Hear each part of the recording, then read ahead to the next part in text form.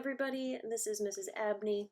I'm going to be talking you through the pitch letter names on a music staff. We're going to be dealing with the treble clef and the bass clef today.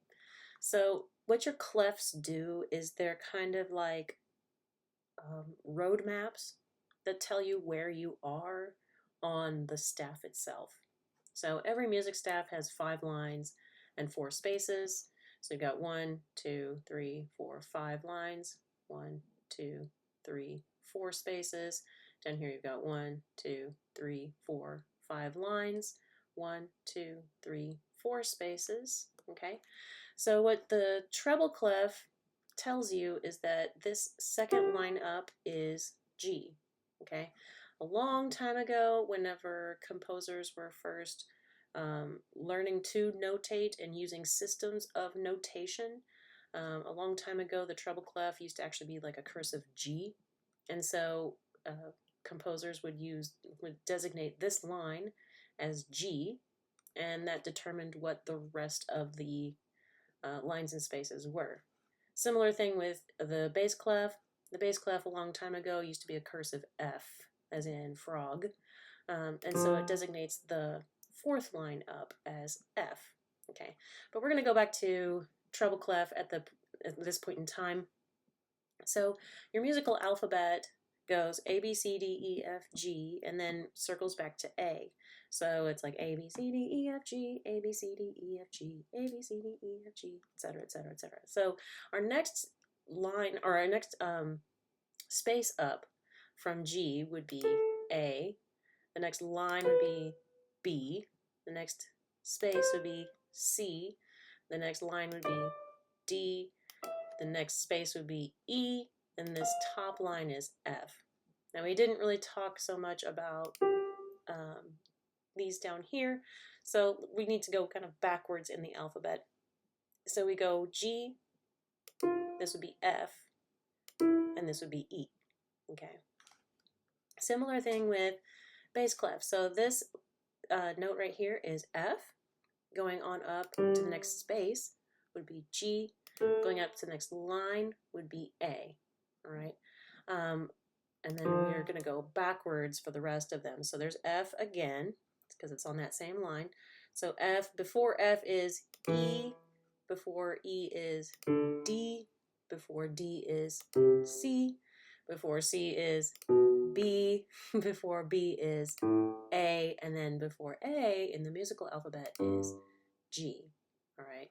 So this is how you get your Every Good Boy Does Fine and your face in the space for the treble clef. And this is how you get your what I call Great Big Dragons Fly Around for your lines, for your bass clef, and your All Cows Eat Grass for your treble clef. So let me go through that with you. So I'm going to put those in order. So we're starting with the bottom line on treble clef. So that's E, F, G, A, B, C, D, E, and then F.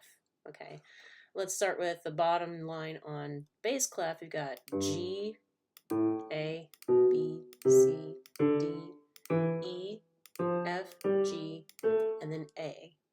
Okay, so this is how you get your Every Good Boy Does Fine in your treble clef. So you got E, G, B, D, F.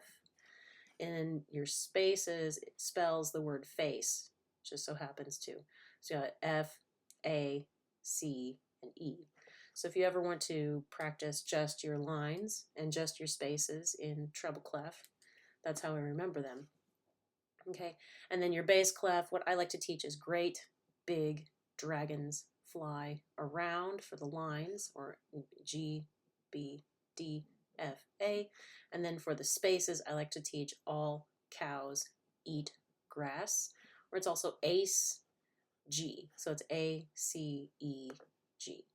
Okay, now let's talk about notes that happen off of the staff, and you can kind of tell by my little cursor here that every time I move up, it keeps adding little ledger lines depending on how far away from the staff I am.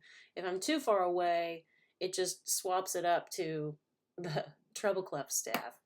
So the ledger lines, all that they do is they just kind of temporarily extend the staff upwards or downwards because we only have 5 lines and 4 spaces, and there's more pitches available to us than the ones that are on the staff, right? So we have to use ledger lines occasionally, and for flutes, it's all the time, basically, in order to show what notes you're supposed to be playing or singing or whatever. So again, we're ending here with F, right? Every good boy does fine. Okay, so we're going to talk about the notes that come off the staff in the treble clef on the top. So we're ending here with F. So the next note up would be G. Next note up, that first ledger line is A. Just above that first ledger line is B, and then 2 ledger lines up is C, and it bumped it down here, okay? So there's C. Let's see how high this goes. So we got C. Next note up would be D.